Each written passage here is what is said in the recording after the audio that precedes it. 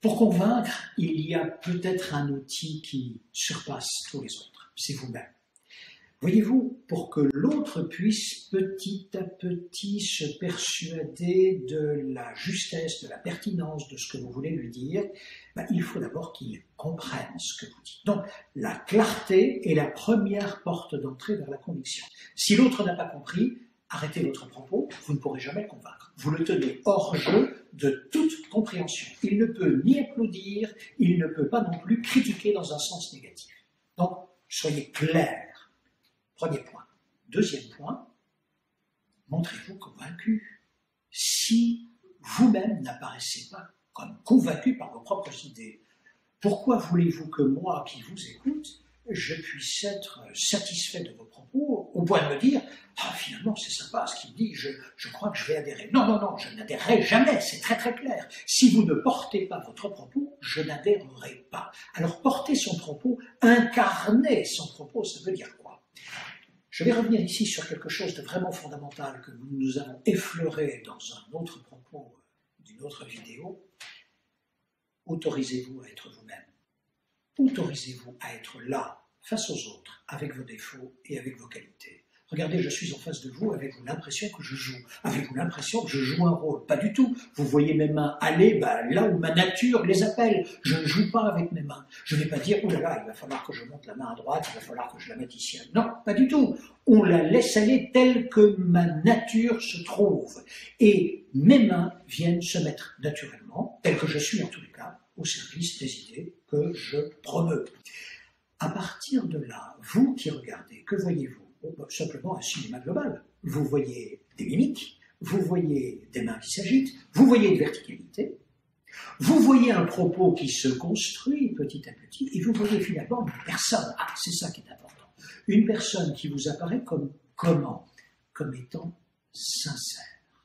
Qu'est-ce que la sincérité? J'espère que vous êtes déjà allé à Épidore, ou que vous irez à Épidore. C'est pratiquement l'hémicycle grec le mieux conservé aujourd'hui dans le monde antique, en Grèce. Et là, les Grecs, il y a plus de 2000 ans, avaient le même problème que vous aurez dans quelques minutes ou dans quelques instants quand vous prendrez la parole.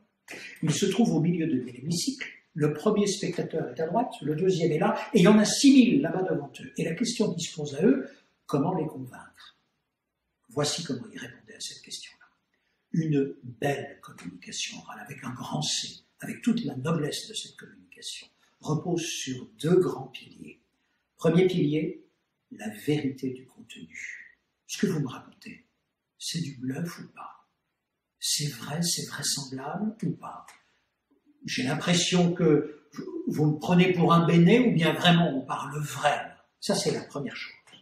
Et le deuxième pilier, c'est la sincérité de celle ou de celui qui parle, telle que perçue par celles et ceux qui écoutent et regardent. Autrement dit, je ne suis pas examinateur des armes. Je ne vous demande pas là d'être sincère. Ça ne me regarde pas. En revanche, ce que je vous demanderai, c'est de vous autoriser à être vous. Et dans cette acception des choses, à partir du moment où vous aurez apaisé votre propre ego, la relation que vous avez avec vous-même, que vous aurez accepté vos défauts. Je suis en face de vous, mais franchement, je sais qu'il y en a plein. C'est pas le souci.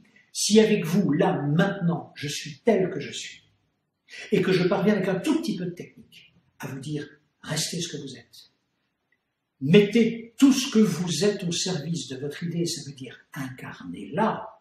À partir de là, j'aurai peut-être réussi à vous emmener là où je souhaite vous convaincre, tout en vous laissant la liberté de retourner sur vos convictions antérieures. Mais nous aurons déjà ensemble fait un bout de chemin, et vous serez repartis là où vous êtes. Cela s'appelle comment? Faire bouger les lignes.